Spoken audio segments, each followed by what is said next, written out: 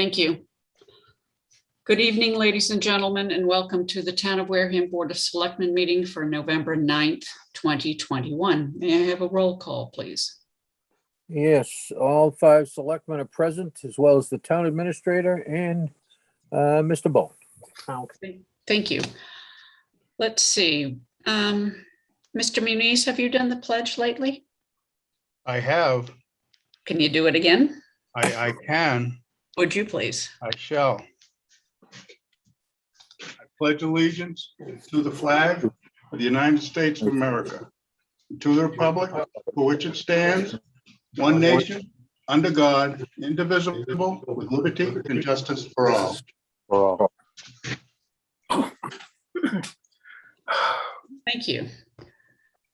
Announcements. Let's see.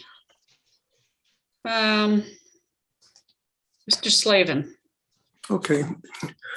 First, GATRA has purchased some electric buses.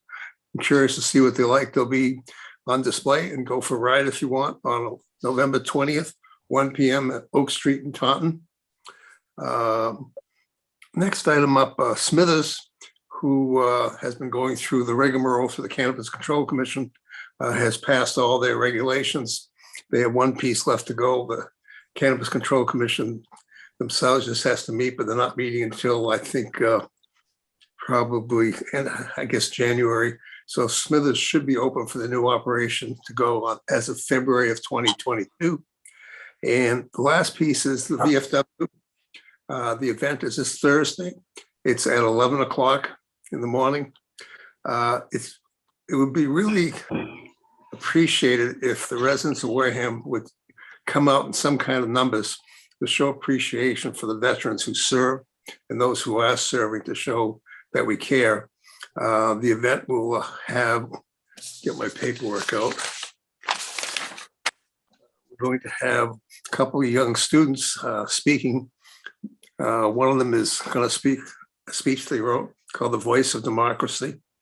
We'll also have Judy, I think it's the young man who won the award again for the state of Massachusetts, and the only one in Massachusetts that won an award recognized for the ROTC. I've spoke to Matt Rowley from the fire department, and they'll be bringing a fire truck at least with some firemen. I've also spoke to the police department, and they will be bringing a police car, etc. And we're going to have, I believe, a few vehicles from the Otis Air Force Base, the old base there. There'll be cake, drinks, and sandwiches. As I said, there'll be static displays. And again, it will be at the VFW. I think that's 4 Ballpark Road in Onset there. And appreciate people again showing up. It's kind of an important thing to do to show that we care. Thank you. Thank you. Mr. Muniz. We're in announcements, sir. Right. I just want to follow up with that. Alan, is the ceremony at 11 o'clock? It starts at 11 o'clock, Jim. Okay, thank you. Probably be at least a half hour. Good. Maybe 40 minutes. Good. Hopefully the weather will be nice. It's going to be inside the VFW. Okay. So it doesn't matter. Yeah. No, I'm going to pass on the announcements. Thank you. Mr. Titlebaum, you're muted. Thank you. Here we go. Just that the Tigers have not 1, not 2, but 3 playoff games at Spillane Field on Saturday, starting at, I believe, 5 p.m. I think the final one is at 8 or 8:30. It's quite an accomplishment for them to get 3 home games for all 3 divisions in which they compete. So I hope people will show up. Chairman Whiteside asked me to go flip the coin for the opener game, so I'll go do that. But I hope people show up and root on the local team. I remember back in 2013, they actually made it to the Nationals and took a trip to Florida. So hopefully they can duplicate that and do even better this time around. So congratulations, Tigers. Thank you. Mr. Tropiano? I have nothing. Thank you. The only announcements I have would be, remember that we are coming up on Thanksgiving and a very long, difficult part of the year for many people who are alone. And I know that Wareham is a very caring community. I know that many people invite other people to their homes. They share their food banks all over the place. I just want to say thank you to the community as a whole, but please feel free to reach out if you are in trouble, if you are food insecure, or any of those things. There are many, many ways that people can help you. And I will now go to citizens' comments.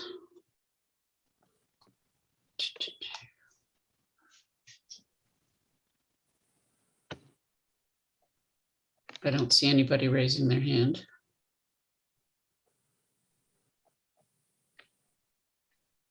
Still not seeing anybody raising their hand. Okay. Board's comments. Mr. Slavin. Okay, just one for today. I got notified yesterday, the Cape Cod Commission, who was doing the Cape Rail study, they were put in charge of that. Myself, selectman from Bourne, and also a selectman from Middleborough were part of the study group, commission, whatever you want to call it. We will be meeting on the 15th of November. The final draft, the actual final study has been completed, meeting actually at 1 p.m. The information is very thorough. There's alternative 1, alternative 2. Alternative 1 means the train would start at Buzzards Bay and go to Boston, and goes to the new Middleborough station. This would happen sometime late in 2023 when South Coast Rail officially starts of what they call phase 1 of the program. The other piece, alternative 2, would be on the other side of the canal over in Bourne, or possibly Hyannis. The Hyannis is a little more difficult issue because it would take probably close to an hour to get from Hyannis to Bourne because the track was 30 miles an hour train tracks. What was a little disappointing is that the final study doesn't make any recommendation, alternative 1 versus alternative 2. The costs and everything in there, all the information is really thorough. So I'm hoping on the 15th that we have a determination. Basically, everything that was stated says it meets all guidelines and all requirements for Mass DOT rail, but either alternative 1 or alternative 2. This is a really important long-term piece for Wareham as far as the sustainability of downtown Main Street, with projects, etc. Most people probably don't have the information, but transit-oriented development, which is nicknamed TOD, it has a lot of grants, a lot of things available. If you've ever been up into Wellington Circle in Medford, you'll notice that there's a huge amount of retail apartments and stores, combination mixed use, with bridges that go right over to the big train station there. None of that was there until the train station came. I know the Redevelopment Authority and the study for Main Street showed the possibility of building apartments over Merchants Way, basically raising up and going across. These all would be possible to do if we had a train, obviously, coming. If it's alternative 1, there'll be 14 trips a day. That's back and forth. So going up is 1 trip, coming back is 1 trip. And I think the last trip is as late as 10 o'clock at night. If the train comes out of Bourne, there'll be 20 trips total per day. The ability of people to actually move into Wareham and go into Boston to work would be greatly increased. Tourists going either way is also there. And for me, this has been a long-term project and we're really close. And I think the results would make a major change in the town of Wareham long-term. So I'll do everything I can to make it happen, but we're really still at the mercy of the accounting department of Mass DOT Rail. But the report as it comes through is not saying not to do it. That's it. Thank you so much. Mr. Titlebaum? Yeah, I don't know if this should be more in the nature of a liaison report or not, but the Redevelopment Authority did hold 2 workshop meetings this past week, one on Wednesday that you attended, Madam Chairman, and then one on Saturday that I attended. The one on Saturday, there were about 15 people there. I wish there had been more. It's kind of the same old faces, not that there's anything wrong with that, but I think most of the people there had some idea of what was going on. But anyway, the redevelopment authority will be meeting tomorrow and may vote to recommend that the selectmen endorse the land disposition agreement that we've been negotiating with the Bentley companies. So that may be coming up soon. If that vote does take place tomorrow and the recommendation is to endorse it over to the selectmen, then I will ask Madam Chairman to put it on as soon as she has time on the agenda. Thank you. Mr. Muniz? I want to say that planning board has continued to try to do the hybrid meetings, and they're quite successful now. The clarity coming in through Zoom and also through the television is good. You know, both, you know, of course, visually, but the audio is great. If I would have any problems, but it would be with my unstable connection sometimes, but everything was clear. People were able to raise their hand and communicate. It was one person who did that via Zoom. So making progress, and I think it's a good thing. And it might be the wave of the future for the hybrid meetings. And even if we're doing a meeting where a member can't attend in person, they can Zoom in and attend, and we can do it as a hybrid. So anyhow, that's about it. Thank you. Thank you. I have nothing to add for this evening. Thank you. The first thing we have on the agenda, Mr. Tropiano, is number 7. Yep, an appointment to the Wareham Veterans Council, Jesse Walsh. Is he in? Yes, he's here. Okay, Would you let him in, Mr. Ruiz, please?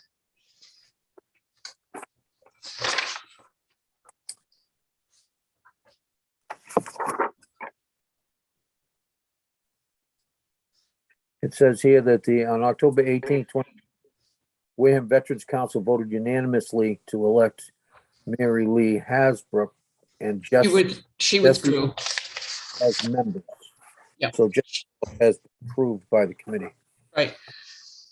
Hi, Mr. Walsh, how are you? Good evening, ma'am.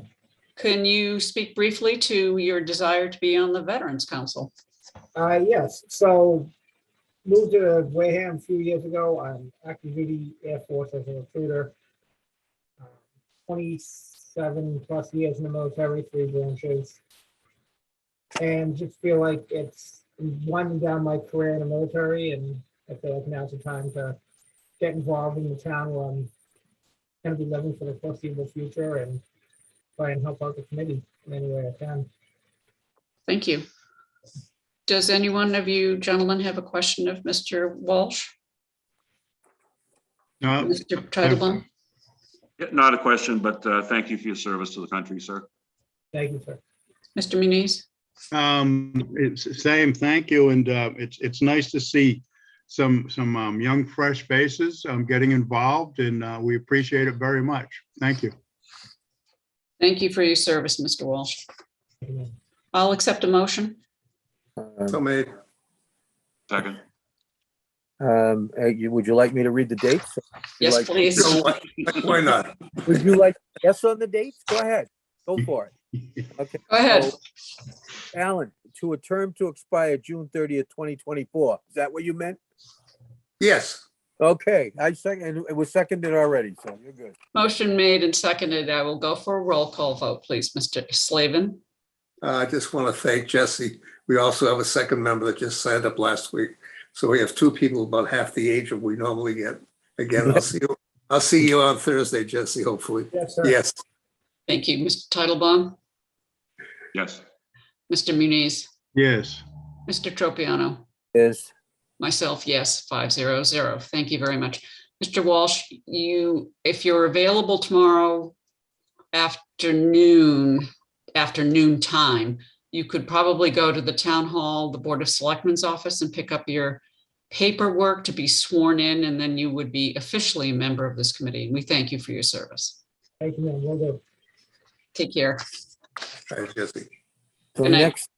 next is the application for Wareham Village Association to use town roads for the Christmas parade taking place Saturday, December 4th, 2021, And it begins at 3 p.m. at Town Hall and goes to Bessie Park as usual. And I believe they said she's not going to be here tonight. That's correct. She could not make it tonight, but in order for us to try and stay within our 30-day limits, apply for a permit of 30 days beforehand and stuff, I said that we would look at the application and we could listen to her next week. The application is totally in order as far as I can see, but maybe some of you have some questions. If you would like to hold it off until next week, that's fine. I would just as soon okay it and then have her come in next week and talk to us about what the plans are. I make a motion Town Road for an annual Christmas parade starting at Bessie Park and Town Hall and ending at Bessie Park on Saturday, December 4th, 2021, beginning around 3 p.m. Motion made, seconded. Did I hear a second? Second. Thank you. Motion made and seconded to approve. Roll call vote, Mr. Slavin, Yes. Titlebaum, Yes. Moniz. You almost got it. Yeah. Almost got it. Did you say yes, sir? Yes. Thank you. Tropiano? Yep. Yes, and myself, yes, 500. Give me, you change your last name again? No, it's Manise. That's what I thought. Well, we've been mispronouncing it for a whole year, so, She'll get it. I just. The proclamation for Austin Tripp. And I do not have the proclamation. I do. Could you let Mr. Tripp in as well as any one of his family members who might be, as well as Matt Stanton, please? So it would be Matt Stanton, Tammy Tripp,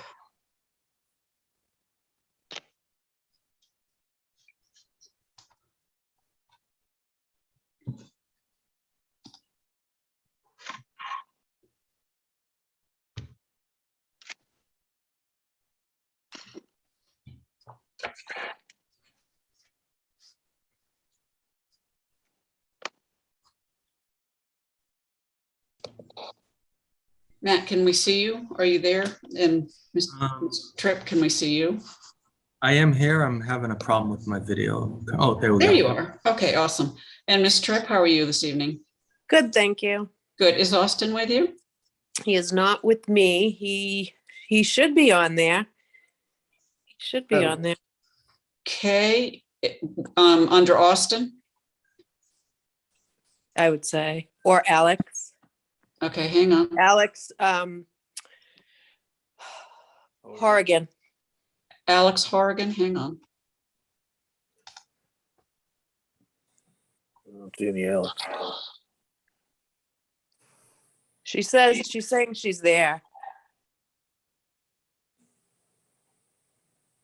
I don't see her name. Austin Tripp. I don't see his name. There's one that says reconnecting. Maybe that's it. Maybe they're That's not. the one that's been reconnecting all meeting.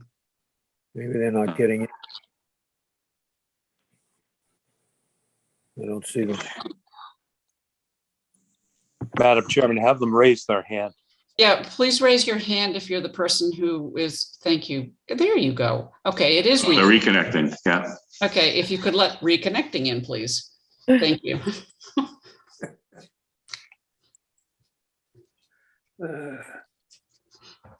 Matt, I want to say congratulations to you. This is your second year in a row. There we go. We just need to get his microphone on. There we go. Excellent.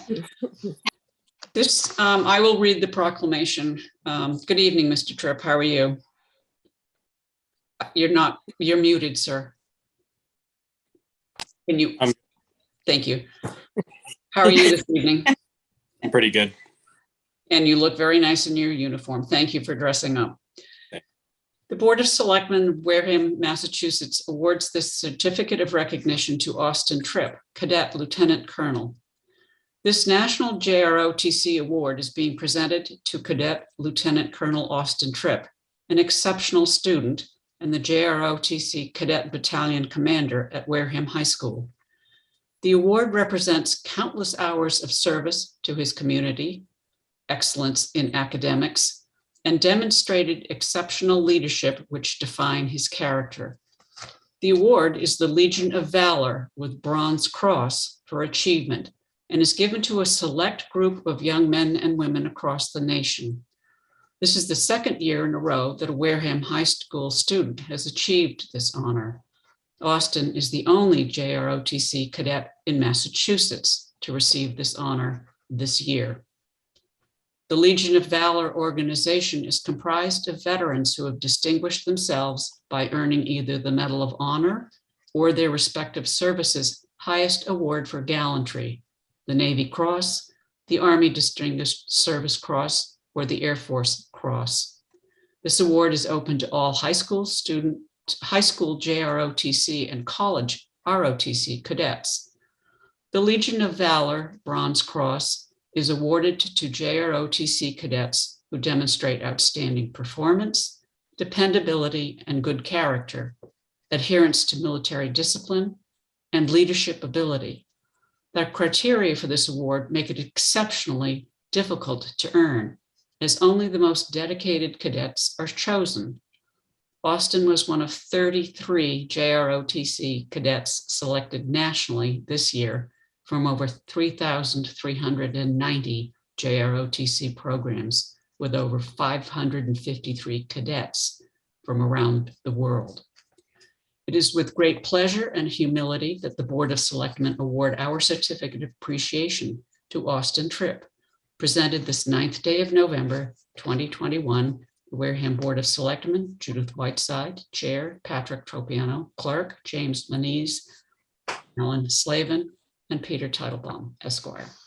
Thank you very much, Mr. Tripp. Thank you. Congratulations. Flag. Bob Austin. Would you like to say anything, sir?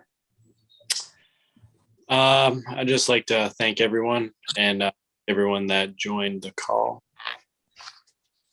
Thank you. And you'll be at the service on Thursday at the VFW, I hear. I have a football game for the Wareham Vikings that I'm attending. That So you won't be there. I will not. Okay. We will get the certificate. Actually, I guess we could get it to you, Mr. Stanton, at the high school.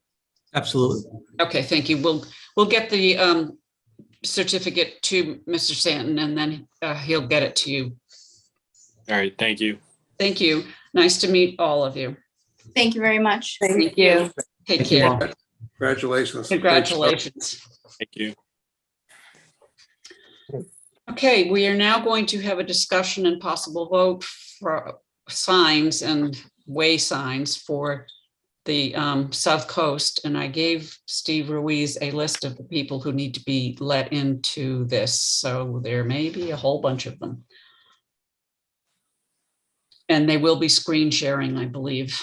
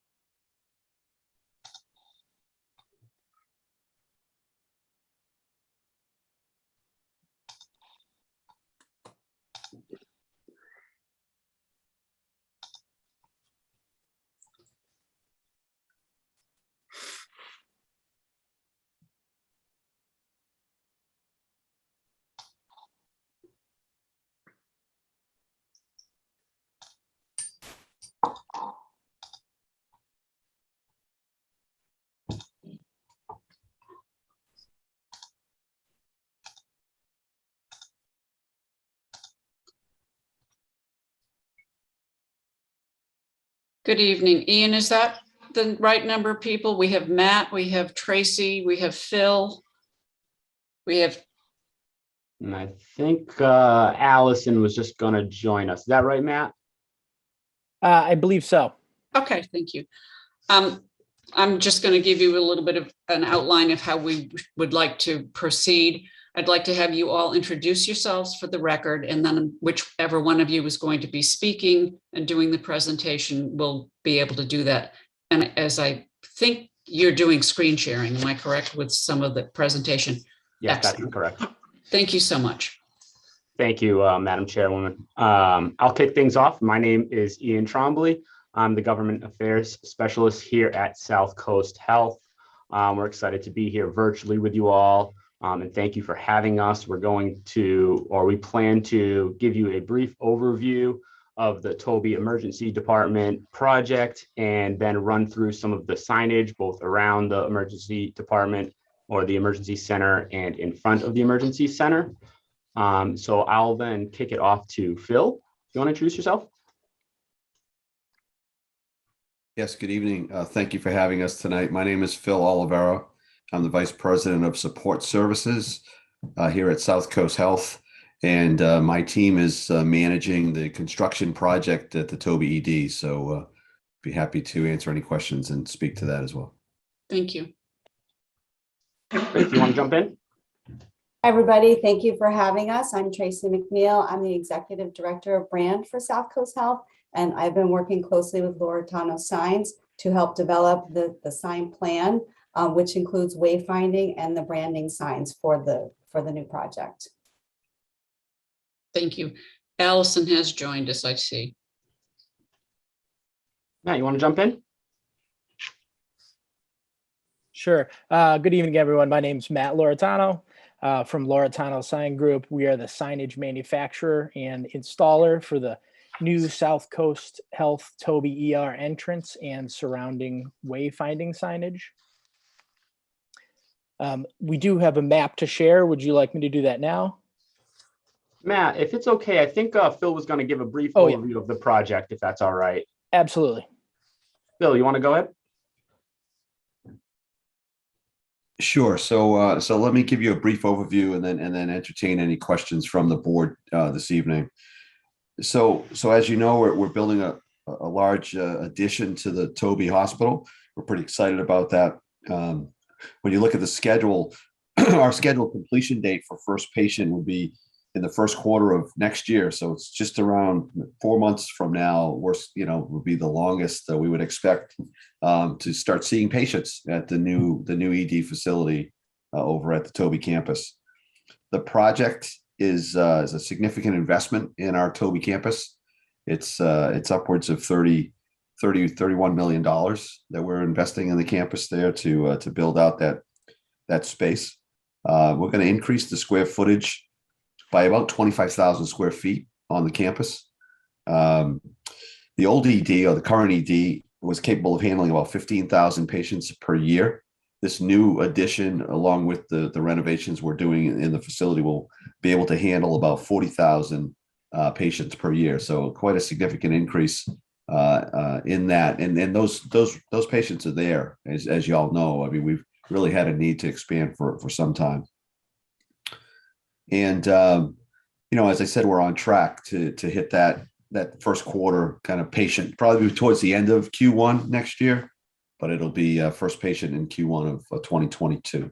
So any questions I might be able to answer, or for anybody on the board? Or Mr. Tropiano? I have a couple. So I know you're expanding it and so on, but you say you're going to be able to handle 40,000 patients, but it's very difficult right now in the emergency room up there. Hours and hours and hours. I've gotten so many phone calls and complaints. It's unbelievable in the number of hours that it takes to get seen, like 7 to 10 hours in some cases. And there's just not enough staffing is what the issue is. Plan on having more staff to handle 40,000 patients compared to what, 16,000? Is that what you told me? 15,000. So we have the staffing plan to go along with the emergency department expansion for sure. I mean, as you know, we've been challenged throughout all industries with regard to staffing, and the hospital system is not excluded from that. So we have had staffing challenges across every industry. that you can think of these days. So we're hoping to get through that. I think all of us in the country actually, but we do have a staffing plan for the new ED size. But certainly staffing does dictate. Space is not the only determinant as to how many people you can see. You have to have the right oversight with the staff. So staffing does kind of limit sometimes how many folks we can allow in the hospital at any given time. I want you to know. Go ahead, Mr. Tropiano. I'm not jumping on you for this. What I'm trying to give you the opportunity to do is make more people feel more comfortable that once this turns around, that it's going to be a better situation for everybody. And that's what I was trying to give you that opportunity. Well, yeah, I mean, we'll have a significantly improved ED in Toby. I mean, as you know, before COVID, there were challenges at the hospital seeing the patients that were coming in, and hallway beds and things like that are all going to be in the past. Plus, we're going to have a really state-of-the-art trauma room in the new ED, which we currently don't have. And we're going to have also some dedicated behavioral health space, really nice behavioral health space, which today is in the old ED was a challenge. So it's really going to be much improved from the services it provides to the residents. There we go. Okay. Mr. Muniz, do you have any questions? Mr. Slavin? No, I've gone through all before. Everything is fine. Okay, great. Mr. Titlebaum? You're all set? Yep. Okay, why don't you proceed with your presentation? Thank you, Phil. Matt, you want to jump in and maybe share your screen to go over the signage plan? Absolutely. Before we do that, before we switch over, if I could just give the group just an overview of what our strategy has been here. So the reason why we wanted to come to you all tonight and present to you our wayfinding plan is because many of you may be familiar with the Commonwealth's law called Laura's Law, which says to us that as a hospital, as a healthcare institution, we need to provide appropriate signage to direct people to our emergency department. It needs to include wayfinding signage and allow people the ability to access the emergency department. For example, if it's after hours, we need to have emergency access into the building.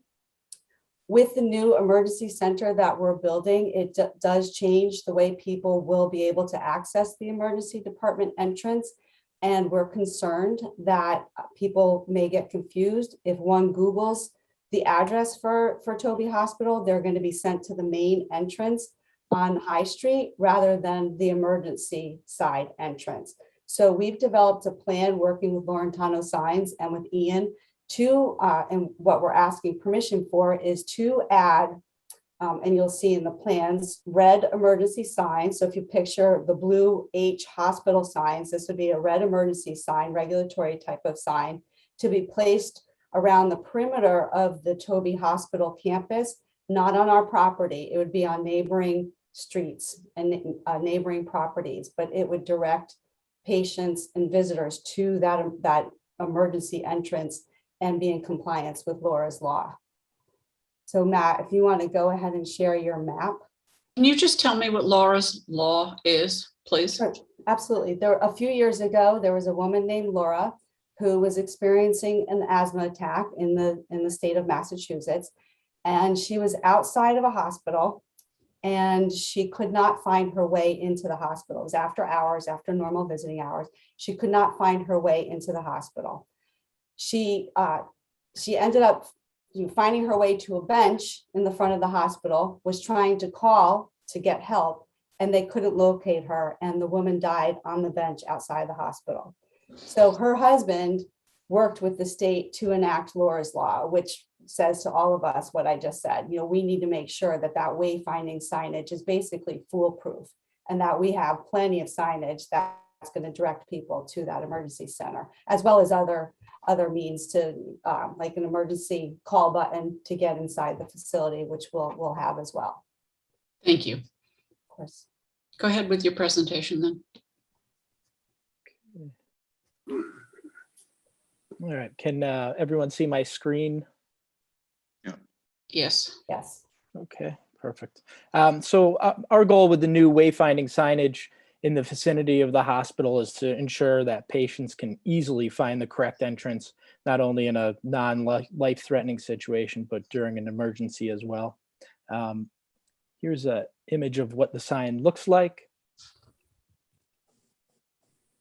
And with the different arrows, and here's the map as well.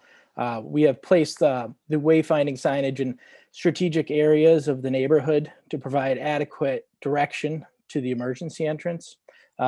Like Tracy had said, with the new Laura's Law, or S2931, this is an act ensuring safe patient access to emergency care, in which hospitals must have adequate outdoor signage and best practice wayfinding signs.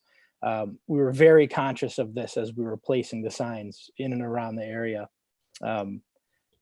Something else that came into play is that there's no longer a cut-through road connecting the main entrance on High Street with the emergency entrance on Main Street.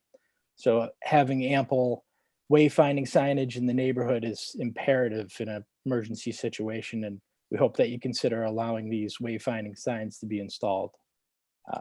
I can answer any questions about installation methods of these particular signs, or if you have any other questions of the other signs on the property as well. I don't see any of my compatriots. What's the size of the signs? Sure.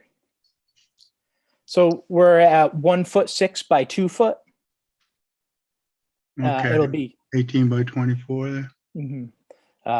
6'6" to the top of the signs. And at the bottom is 4'11". Correct.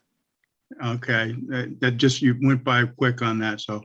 Sure. And I'm sure you've spoken with municipal maintenance and they've given their thumbs up and. We're talking to them right now, building and zoning, to have these pass through permitting. Oh, okay, that's the main thing, then take a look at it and say that it's okay. Absolutely. Thank you. Thank you. Any other questions, gentlemen? Yeah, these would end up on town property, is that correct? Some of them, yes. Yes. I believe there's a portion of these that are on, well, they'll almost all be on town sidewalks. Some of them are on the Toby campus or the South Coast property. Just quickly, if we look at Matt's screen, it looks like sign 8 on the left-hand side is on South Coast, sign 5 and 4, 9, and sign 11. I believe the others will be on municipal property. So you did provide a list of the southern corner, the northern corner of the locations. Would you like to go through those and point them out? Yeah, I'm happy to do that. It says the southern corner of Center Street and Main Street. Doesn't have a number on it though, so. Center Street and Main Street. So that would be sign 1, it looks like, up in the top. So that's going to direct people coming down like east on Center Street and southeast on Main Street, directing them to continue south on Main Street towards the main entrance. Sign 2, if I just go in Can I order. just ask a question? It says existing pole to be used and it says street light. Is that, whose street light is that? So I believe that was a town street light. Okay. That we had identified instead of putting something new, and I'll defer to Matt if he wants to jump in, but instead of putting a new post into the ground, but whatever your recommendation would be, I think we're more than happy to. Thank you. Is that one of the period lights? I'm not sure what that means. I don't think they're that far down. It was like a black street light, if I remember correctly. Then it is one of the period lights. Yeah. Instead of coring through the concrete, we were trying to just adhere it to the light. It would save a lot of space and just save a lot of the sidewalk. Understandable. Where are they trying to get to in this? Where's the actual entrance gonna be? I mean, I think I know where it is, but I think a lot of people don't. Lower Main Street. That's a good point. So it's on Main Street. So if we look at sign 11, it's going to be just north of that. Yep, exactly. Okay, Thank you. that's what I thought it was, but I just wanted to make sure everybody knew that. Can we go to sign 2 then? Sure. So that sign 2 will be directing people driving east on Cedar Street to take a left on Main Street and head north up towards the ED. Sign 3 it looks like it will be directing people heading south on High Street to take a left. We put it on the left side of the street just because this home on the right side, there was a large bush, there was a stop sign. There wasn't much room, so we thought, just to make things a little easier without disrupting the neighbors, put it on the left side of the street. Thank you. Sign 4 is right outside the main entrance to Toby Hospital. This is for anyone who happens to go in this into the main entrance turnaround or into the parking lot. So if they come out, they know to turn right or left. It does not matter. You can turn right and head down High Street, head south on High Street, or you can look left. If you happen to look left, you can turn north, take a left and turn north on High Street, and then take a right around the campus. Okay. Sign 6 is up at the top of High Street. So this will be a double-sided sign directing drivers who are heading north on High Street to take a right on Center Street, and directing drivers heading south on High Street to take a left on Center Street.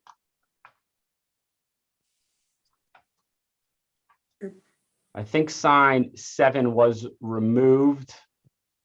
That's what it says, yeah. Yep. Sign 8 is just, again, directing people to head north on High Street.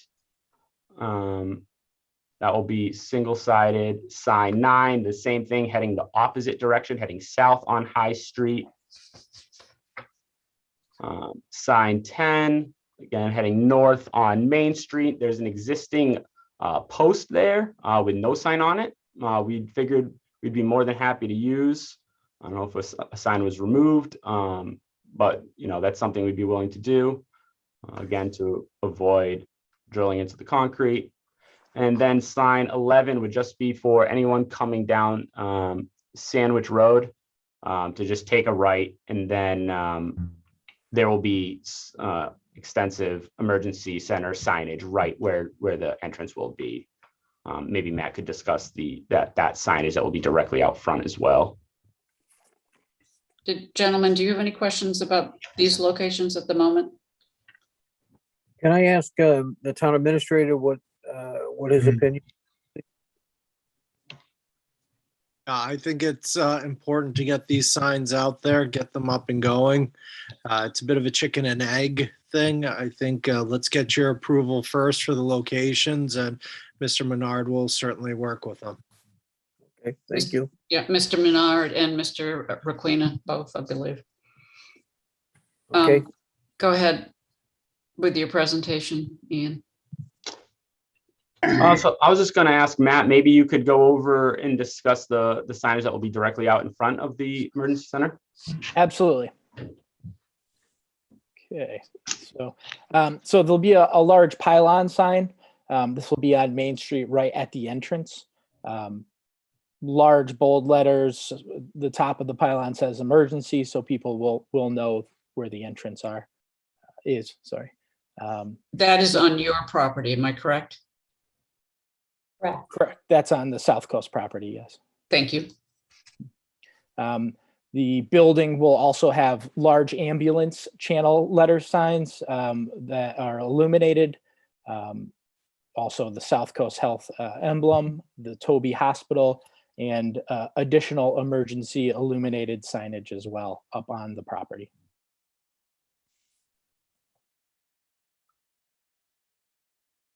I guess I have a question. If you go back to the sign just before that you showed us, Sure. okay. Are there bilingual signs contemplated? There are not. Thank you. We use the universal symbols, the plus sign, and the Yep. red indicates emergency as well. Thank you.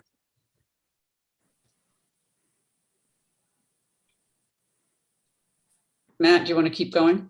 Sure. There are just some smaller directional signs on the property, but that's the majority of the signs once you get into the property.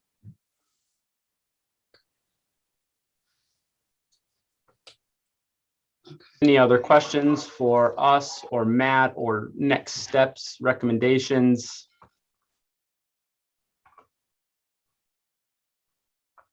Madam Chair. Yes, I sir. should take a moment to, thank them all, especially it's really, it's nice to see how far this has come along. They've chosen to invest $25 million into our downtown to make our residents safer. I don't think I can say thank you enough. It's an amazing project. So please, thank you. Thank you all. Thank you, Mr. Sullivan.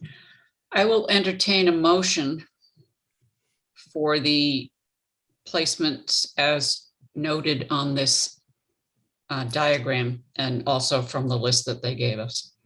So made. Mr. Slavin made the motion and Second. Mr. Titlebaum seconded it.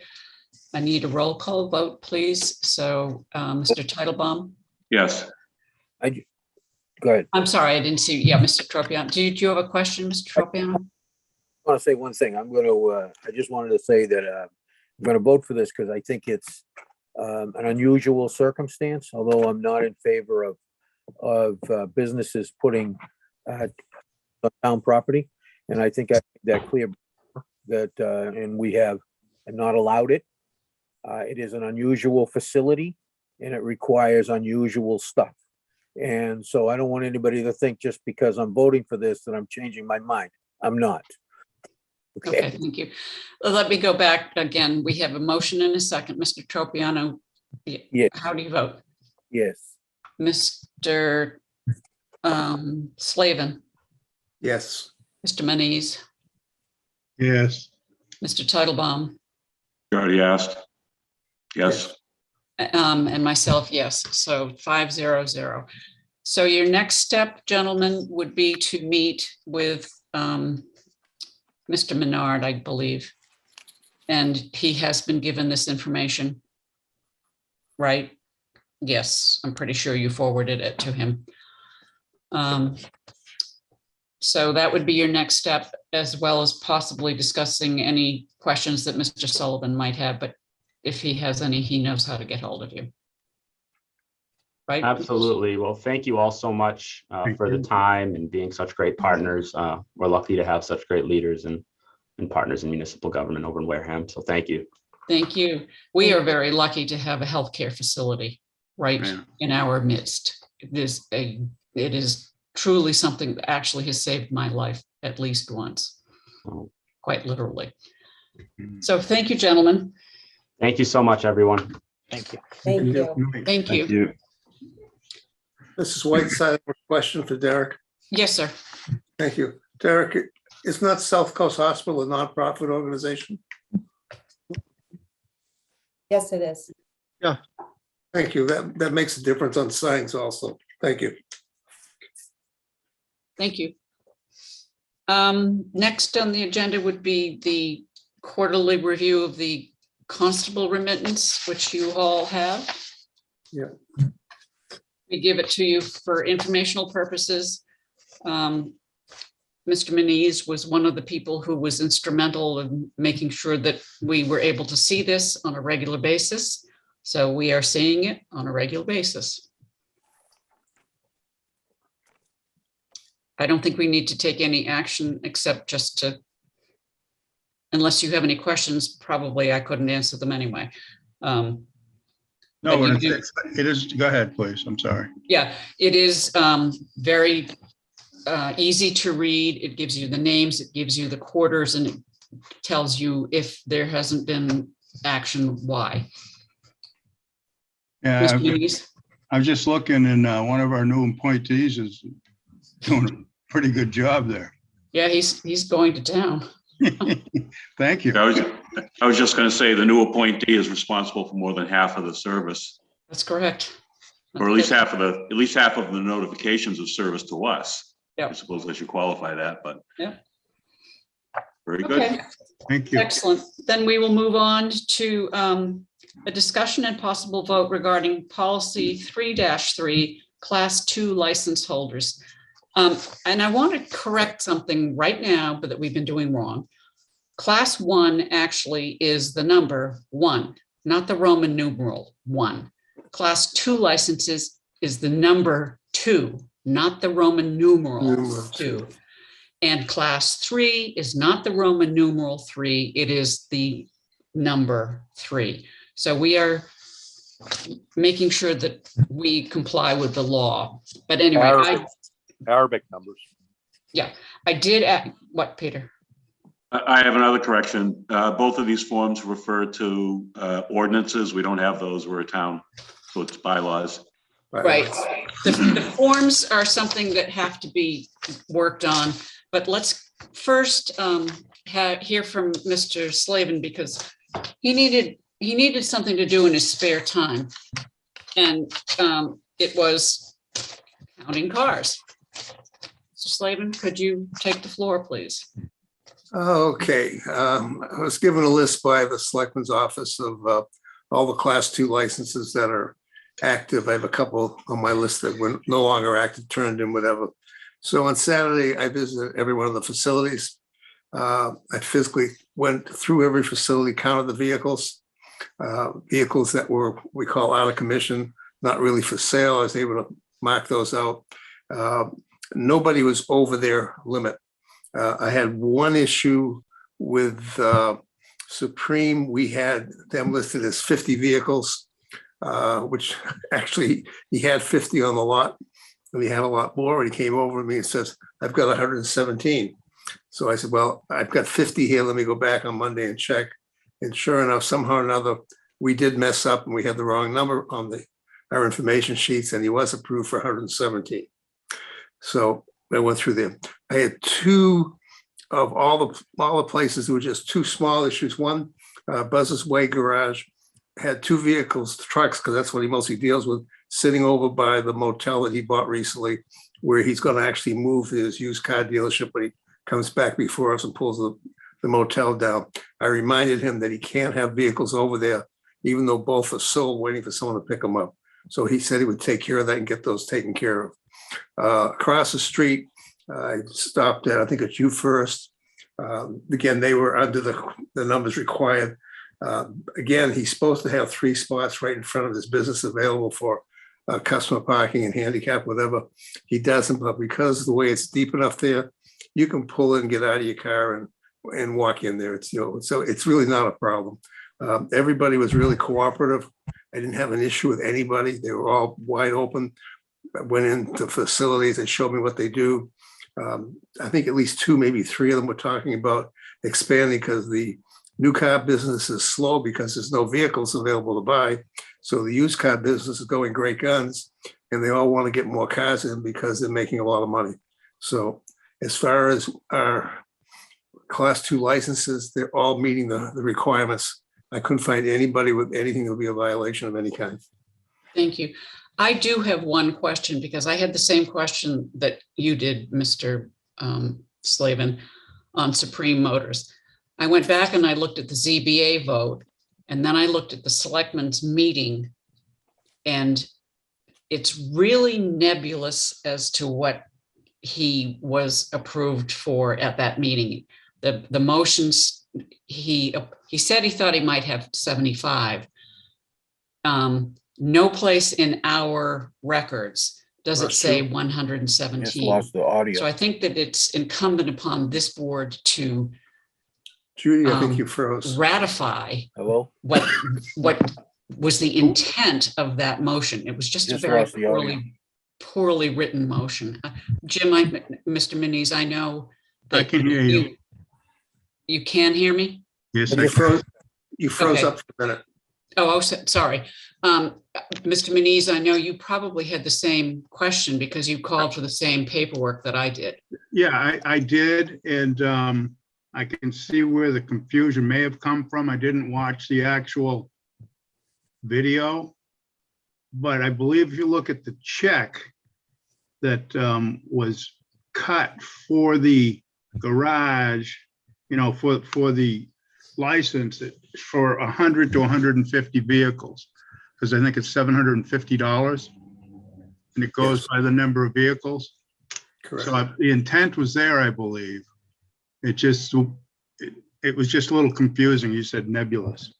I'm satisfied. I'll listen to I'll watch the video maybe, but you know, I'm good. Okay. I think it would be cleaner if we, first of all, he has a license that says 50 on it in his shop. So Correct. we need to give him one that says 117. And I asked Cassandra to make that up.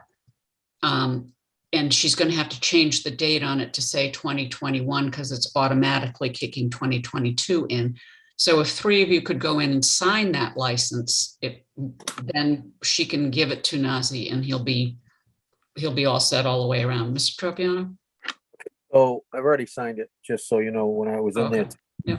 And I think you did too. So I think I saw, Probably did. Yeah.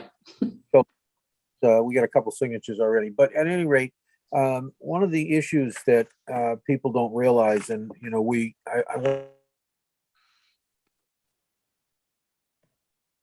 want them to thrive and do a good business and take care of our residents and do what they need to do. But they have a small little problem that can develop sometimes. Every once in a while, the state police decide to go around and check on these places, and they'll go in and they'll take out their book, and they have a book that they have to keep all of the titles in, and the vehicles and so on, and they all must be on the lot. Every single one of them, they got to be on the lot and titled, and they will check every single one, and they will check the license against how many vehicles they're supposed to have. They literally do this, and with COVID, it hasn't happened in a while, but that's what they do. They go around and do this, so it's important that they try to follow the rules as best as they can, because it's going to hurt them down the road. You know, it's just not a good thing at all if they don't. And so I think that's an important issue that they need to understand. And people, you know, they're there to service our public, and we want them to do that. I don't know about you, but I know I want them to, right? I think it's an important thing. The other thing is that they've got to. We haven't renewed a license that I know of this year at all. No, we have not. They Yeah. come due as of December 31st. We have because the new car license, one of the new car dealers we have is a truck dealer, and he's actually changed brands from, if he's the same guy, from Peterbilt to Mack. Right. Correct. That requires, in order to have a class 1 license by statute, you have to have, they must submit documentation that they're signed up with that company to sell that brand of vehicle. And we should have that in the file. We usually do. And that way they, you know, that's how it works. And I know that they change names and they put up new signage and everything. I don't even know if it's the same people that are running the thing. So there's a little bit of this stuff that we need to get a handle on, and just make sure that we help them out so that they don't get in hot water. Okay, if you get what I'm saying. Yeah, that's absolutely. I'm really happy that nobody had more vehicles than they're supposed to have on their property, because, you know, that's really not been the case in a lot of times in the past. So if they're keeping up to it, that means whatever they're doing for enforcement and because I know the building inspector had gone around and counted cars. He must be keeping on them too. So, and thank you, Alan, for taking care of that. The other thing, Peter has pointed out, that it says this permit is granted in conformity with the statutes and ordinances relating thereto, and we don't have any. So I'm going to put the law, which is section 58, chapter 140, chapter 58 and 59. And I'm also going to make sure that the restrictions are in bigger letters. And I'm also going to make sure that the lot and map number are also they're on the license, but they need to be bigger. This stuff, you know, we have them printed the sideways way, and I don't like that. The newer ones are the lengthwise way, and I don't like that one any better. I believe these licenses should be informative to the public. And so we're working on getting them that way. Mr. Sullivan is the one who signs off on the renewals. However, because of the confusion for Supreme, I would ask that you gentlemen sign that one. I also would ask for a motion to approve Supreme Motors for 117 vehicles. So made. Second, but I do have a question through you to town council. If this is just a confirmatory vote, I think we're pretty good. But if we're actually changing the number, does that require a hearing? No, I think I remember over 100 when we did it, but The information from the meeting, if I may, before Mr. Bowen does, the information from the meeting, which was held on July of 2017, references the ZBA meeting, which had approved 117. When Mr. Colossi was explaining, he said he thought he might never have, 75 cars. The motion was not specific to the number of cars. The number 117 was in front of the board, but the motion didn't say, it said, I approve as above. That's a little dicey to me. Mr. Bowen? Thank you, Madam Chairman. If this is simply confirming something that you believe already took place, then it's a confirmatory vote. If there's a question about whether the board actually approved 117 cars, then you should probably have a hearing to which the owner is invited. It's not a public hearing. There's no notice to abutters or that sort of thing. It's just if there's a chance that the board might not approve 117 cars, the whole would be entitled to notice of that possibility. So really, it depends on how you characterize what it is you are about to do.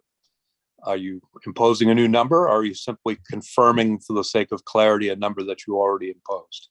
It's a question of fact. I believe we are confirming a vote of 117 for Supreme Motors. because, Jim is correct. This check was right. I looked at it. The check was right. And we did reference the 117. And I remember it was I didn't remember 117, but I remembered it was over 100. Right. I believe that it just was not specific enough, but I believe that the 117 was okay. The biggest, because he's the biggest, that's the biggest used car place we have. Right. And I talked at the number when he came forward, but then the map showed that he could have 117. And I believe some of those were inside the building that he even spaces for.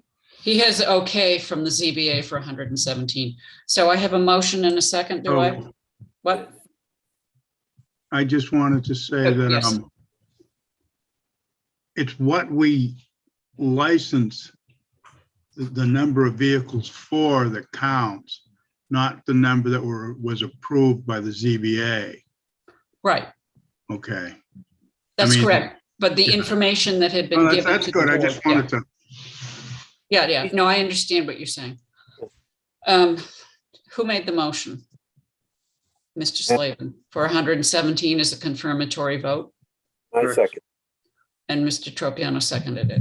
I'm going to go for a roll call vote. This is a confirmatory vote for the 117 autos for Supreme Motors. Mr. Slavin, Yes. Mr. Tropiano, Yes. Mr. Titlebaum, Yes. Mr. Manise, Yes. and myself, yes, 500. Thank you, gentlemen. And thank you. Done.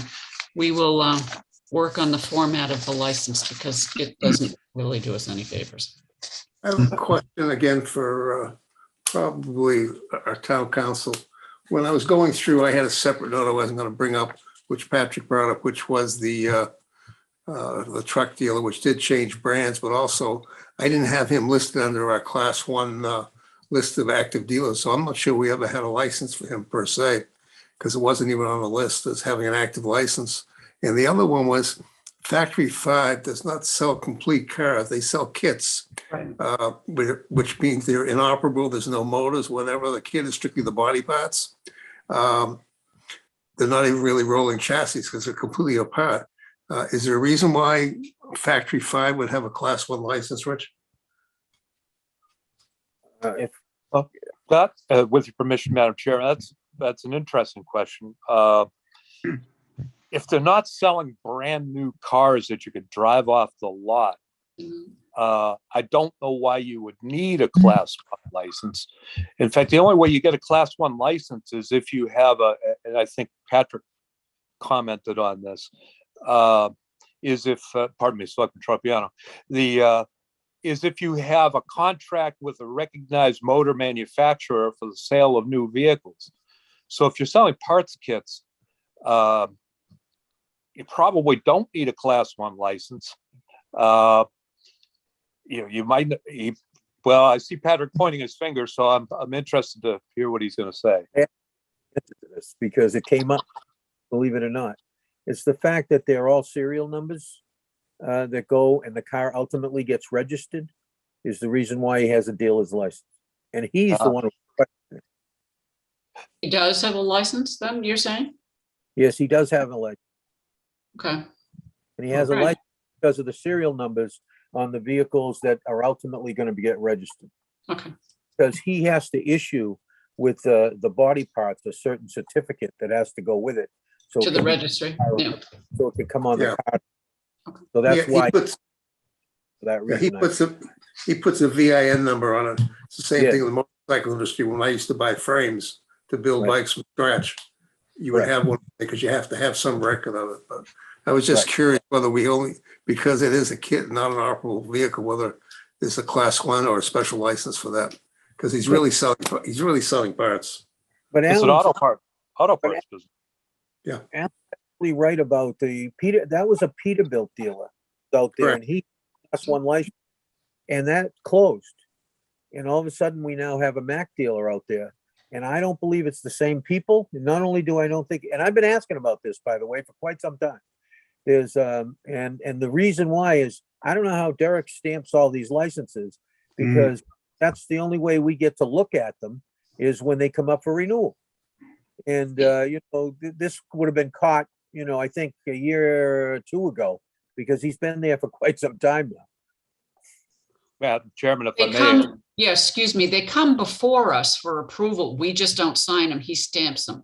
Well, that's fine, but they have it. Right, and so we will check on that one tomorrow. Mr. Bowen? Oh, I was just going to say that Derek and I have talked about this in the past. And I think at some point in ancient times, the rubber stamp was handed to the town administrator simply to act on things that you had already approved. Right. So that was wrong. Yeah, well, exactly. They say I don't care that he's stamping them for us. We should be seeing them. We are seeing them. We do see them. He stamps them. Okay. It's your office staff that stamps. Right. They're not coming to me. You don't stamp them there? I thought you were in there every day with the thing, I would. Oh, he goes, I don't have a signature stamp. I have a signature. I saw you came in the office doing this. Okay, gentlemen, we need to move on, please. Town administrators report, Mr. Sullivan. Thank you, Madam Chair. As you know, the new elementary school is the 99% completed portion. So it's, they're still buttoning some things up, but at some point, the Board of Selectmen are going to have to formally, if you want, select board, turn that over to the school department. And I think it's an opportunity to do it in a nice manner, probably within the next month or so. I'd say probably mid-December at the latest. So it's up to you how you wish to handle that. But it's really, it's a tremendous asset for the town. They've done such a nice job. It's coming under budget, everything's been such a win on it. So I think that there is some sort of plan from the school side to do this, but I will double check and let all of you know. yeah, I think that's why I'm bringing it up. I think something Yeah. needs to be put together. Yep. Could I just, I know from my many years at the college, once you accept a building, it's much more difficult to get things done. So. The clock starts the day we accepted it. Yeah, it's just more difficult. So. Right. And thank you. They haven't turned it over to us yet. No, it's been turned over to the, They turned it over to us first. right, they did. Over to them. Did they turn it to us? Yes. Well, then we should have accepted it. We haven't taken. We haven't. Right, you've not taken the formal action to accept it. Right. They had 99% meeting, which I believe was, Friday. Friday. So that should be the agenda to accept once it's accepted. I Then we will- can formal turn over to the school department. I will put that on the agenda. Thank you. Mr. Sullivan, do you have other things on your agenda, on your report? Again, if you remember, appreciate everybody who worked on this. Representative Gifford had filed an Arpa amendment for us. 50,000 did make it into the amendment. It unfortunately did not make the Senate version, did not include that. I don't know why it didn't. Doesn't mean that's the end of the ball game for us, but I know Representative Gifford will continue fighting hard to get that for the community.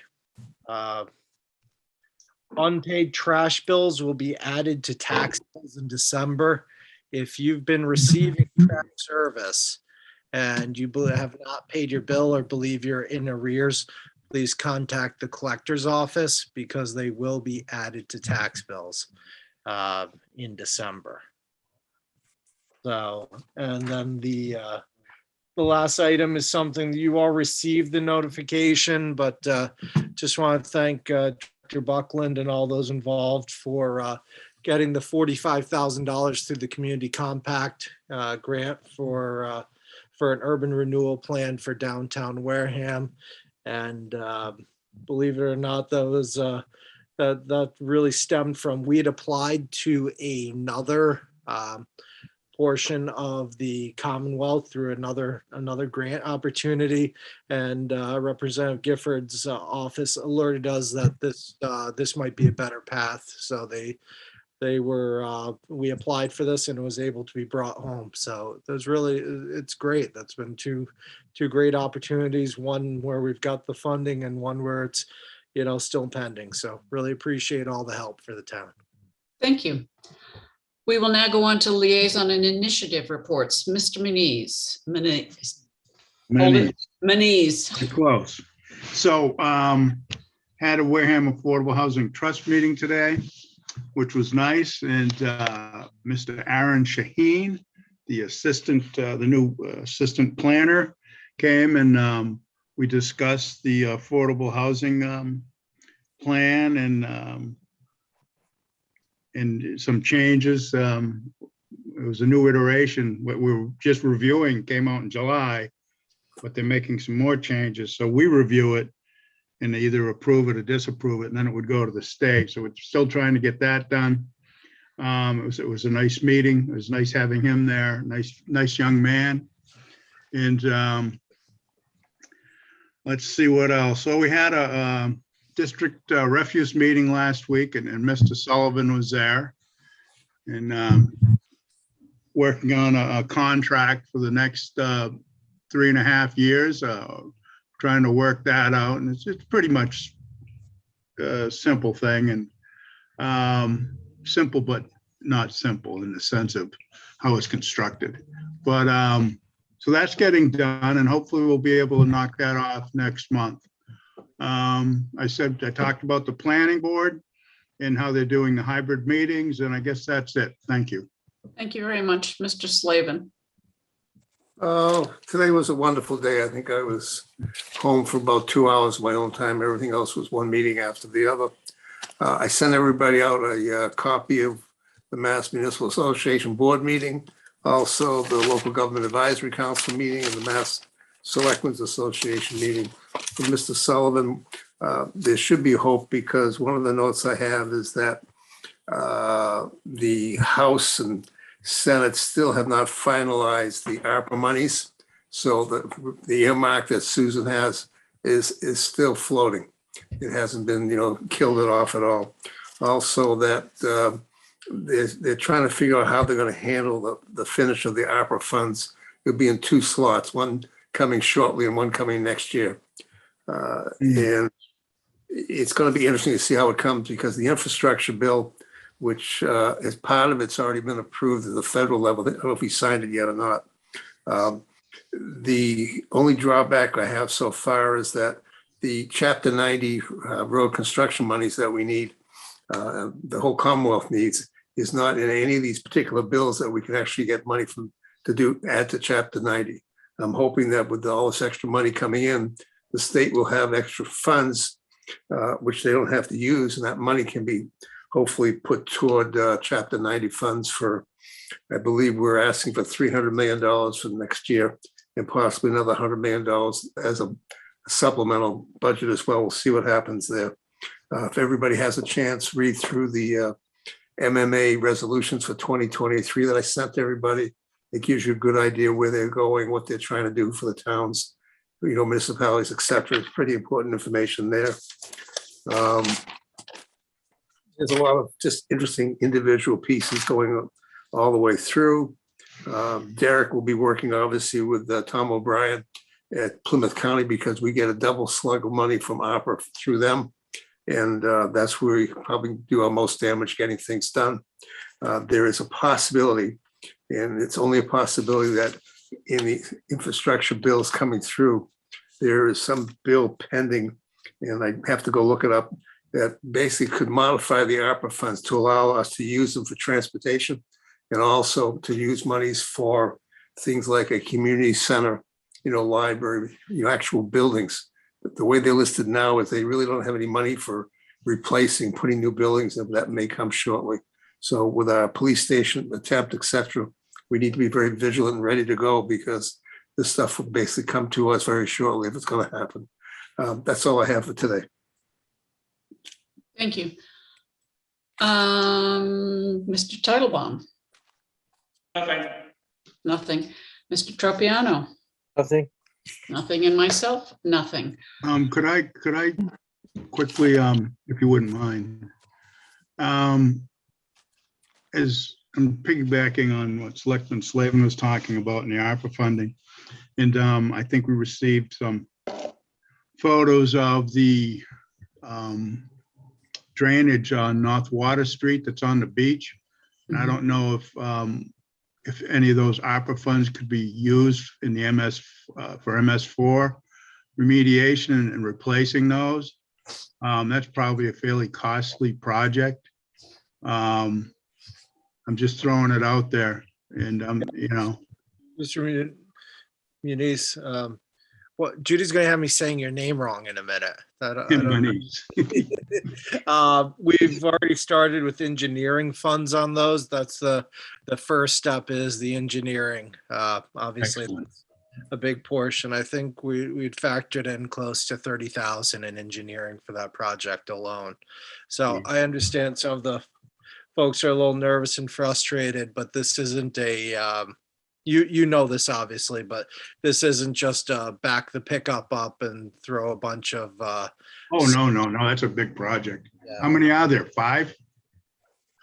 Is there 5? I don't know. there's a number of them along the beach there and, The whole way. yeah. So thank you. I appreciate it.